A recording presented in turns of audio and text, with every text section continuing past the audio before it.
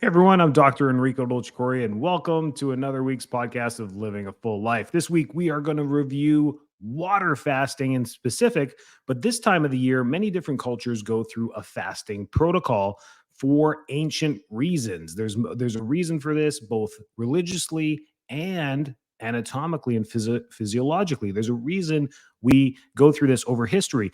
And through history and human history, there's been times of famine, times of disease, times of infestation, infections, and there's reasons why these things have happened. But culturally, fasting has been passed down from generation to generation due to traditions, due to some type of religion or cultural thing that's passed from different parts of the world. But different parts of the world do fasting for different amounts of time and in different ways.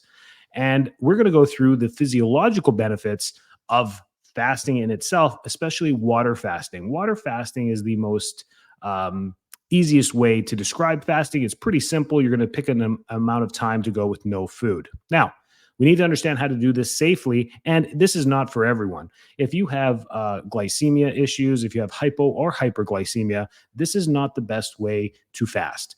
Water fasting is just strictly eliminating food of all sorts for a duration of time to get some physiological properties that are very beneficial. So make sure you check with your doctor or provider before doing something like this. Don't do this on your own. It can dramatically decrease heart rate. It can decrease, again, sugar levels, fainting, passing out, fatigue, headaches. These things can happen. They're not necessary. You don't need to put yourself through this stuff. So I'm not a big fan of pain. Don't put yourself through any agony to do this. There's other ways to fast. So fasting in general, now if we add some small quantities of food during some certain times, some religions and cultures will not eat during the daylight. So whenever the sun comes up and the sun goes down, there is no eating during the daylight, but they can eat at night, which leaves them very little time to sleep and eat. So they fast. It's considered fasting. So that's one way of doing it. Another way of doing it is to intermittent fast, where we pick a small window, 8 hours or 6 hours during the day, where we'll have one or two meals. And it's a hypo and very low caloric intake. It pretty much meets your basic needs of some carbs, protein, and fat. And you move through the day and go through fasting over a period of time. Again, safe times for all this. If you're using a little bit of food, then weeks are okay. If we're using no food, we're talking days. Do not go a long time without food. We can't go very long without food. 3 days without water, 7 days without food. So we're doing this for a couple days. 48-hour water fast or a 3-day water fast. That's about it. And then we're introducing food immediately after that. But let's go through the properties of why we would do fasting for any particular reason. And there's many different reasons on when we want to do that. So now that we understand what fasting is, some of the potential benefits that can happen with it are that we go through some physiological changes. One is increase in energy after we're done with this.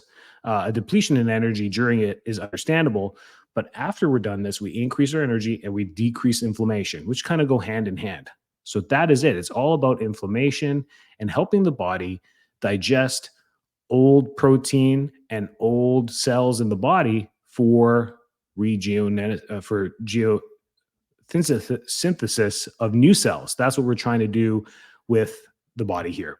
So I don't like the words like zombie cells. There's no such thing as zombie cells. There's cells that are dying on their way out that the body can try and break down. And this is what fasting can do at a hyper rate to help get rid of these cells and almost clean the body faster. It's like a deep scrub of the body for a little bit of amount of time and gives your mesenteric system, your gut, a chance to just not process food for a few hours or a couple of days and give it a chance to heal. That's the benefits of all of this, And that's why sometimes we go through juicing times where we actually get food and nutrients through juicing, but we don't do the mastication and the breakdown process and give our gut a little bit of a break, kind of like an easy day at the office, a Friday at the office, and just kind of give the gut a little break. Then it's 9 to 5 grind every single day. So here's some of the benefits physiologically that can happen with fasting. Glycogen depletion. This has some great sources of both energy and reasons why we'd want to do that. Glycogen is stored in the liver and it's dispersed to the muscles as quickly as 24 to 48 hours after fasting. So it's depleted. because as we walk and just do the daily motions of the day, we start to use up all the glycogen in the body. This gives the liver a chance to slow down synthesis because it's not getting glucose and sugars into the body to turn in, and carbohydrates to turn into glycogen. So it slows down and the liver gets a little bit of a breather. And it's like, okay, well, muscles were out of fuel for a little bit. Take it easy in the meantime. And then we have ketosis. Ketosis, for short amount of times, helps the body turn metabolism strictly into fat metabolism. So this is where we can start burning some visceral fat and body fat through the ketosis process, where we use ketones as fuel during this time. But again, to be safe, ketosis is a form of starvation where the body goes into reserves and says, okay, we're using ketones for fuel and we're going to start burning fat reserves. This should be done for a short amount of time, weeks, not months or years.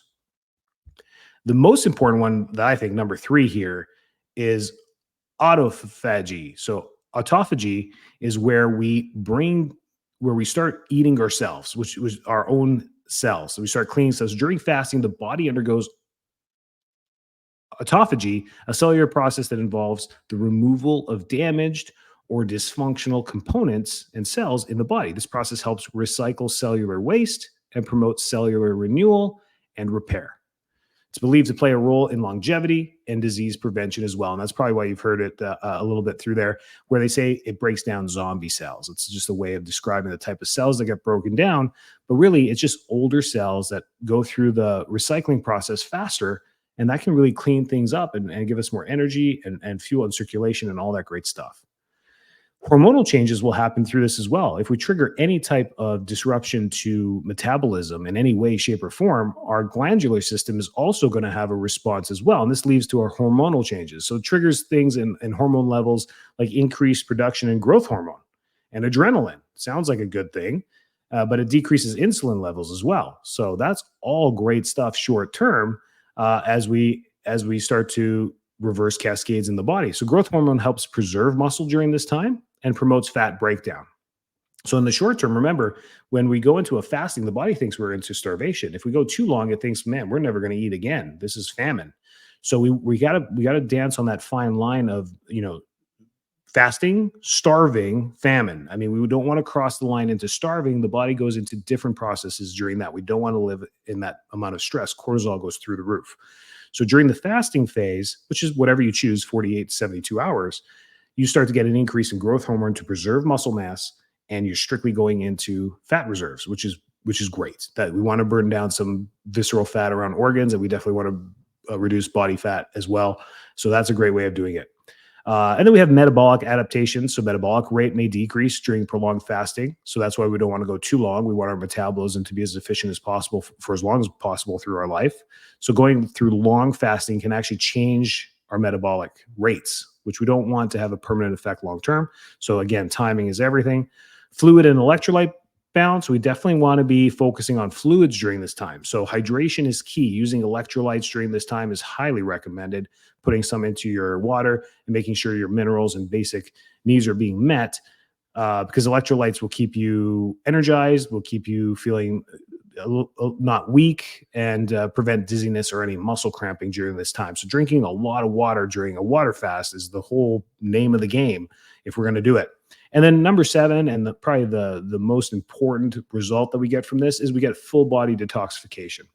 So fasting in itself is believed to facilitate detoxing by allowing the body to eliminate toxins accumulated from environmental exposures and metabolic processes. The liver and kidneys play crucial roles in detoxification pathways, and fasting may support these organs' functions by reducing the burden of processing dietary toxins. Pretty cool stuff when it comes to fasting. And it's something that you may want to challenge yourself, especially this time of the year when for different reasons, but they can be done at any time. Pick a time when it's not stressful for you, when you don't have a lot of work to do. Make sure you're clear medically for this, which means, again, diabetes, thyroid issues, anything that decreases fatigue. If you already have chronic fatigue syndrome, why would you do this? This doesn't make any sense. There's other ways and other programs you can do, like maybe a juicing fast for 3 days, or intermittent fasting where you're actually putting in some fuel in your body.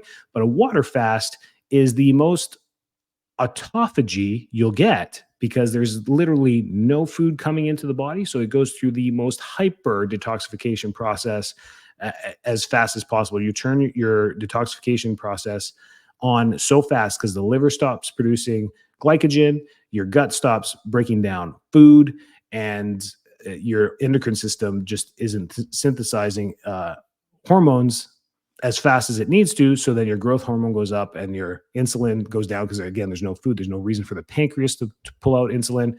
It's just shutting down the right systems at the right time to hyper sense a detoxification process that is rejuvenating. And that's why there's some anti-aging processes there as well. Skin cells break down faster.